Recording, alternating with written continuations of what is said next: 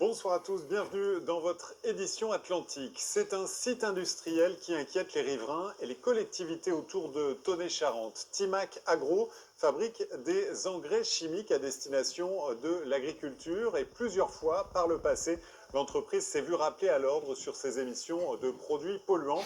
Demain, les résultats d'une nouvelle étude sur la pollution des sols seront présentés lors d'une réunion publique. Ça nous arrivait de déboucher parce que c'était respirable. Même avec des masques, ça brûle partout, la bouche, la langue. Et le soir, quand on rentre à la maison, on ne peut pas manger en fin de compte. Tu ne peux plus déglutir tellement que ça brûle.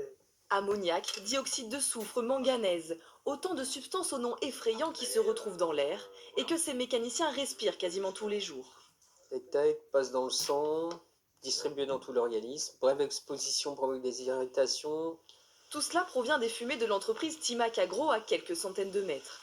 L'usine implantée à Tonnet-Charente depuis plus de 40 ans produit des engrais chimiques et elle est déjà sous le coup de nombreux rappels à l'ordre. Le dernier date du mois de juillet.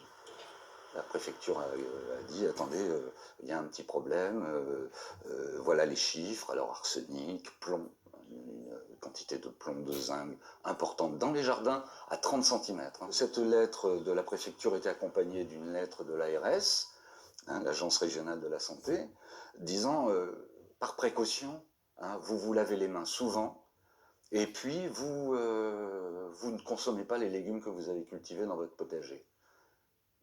De qui se moque-t-on? La préfecture a donné 10 mois à Timac Agro pour se mettre aux normes.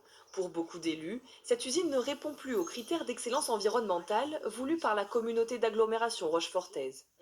On a recensé les atouts et les faiblesses du territoire, et dans les faiblesses du territoire, ce genre d'usine avec ces émanations peut poser problème.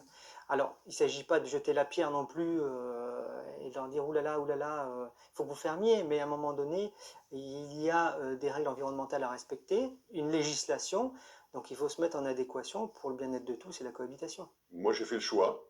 Si les conclusions s'avéraient désastreuses pour l'entreprise, eh bien, il faudrait qu'ils en assument les conséquences. Raffinerie de zinc, usine Saint-Gobain, ce site industriel a un passé polluant depuis plus d'un siècle. Reste à déterminer la responsabilité de Timac Agro. Les riverains espèrent trouver des réponses lors de la réunion publique ce vendredi. Tous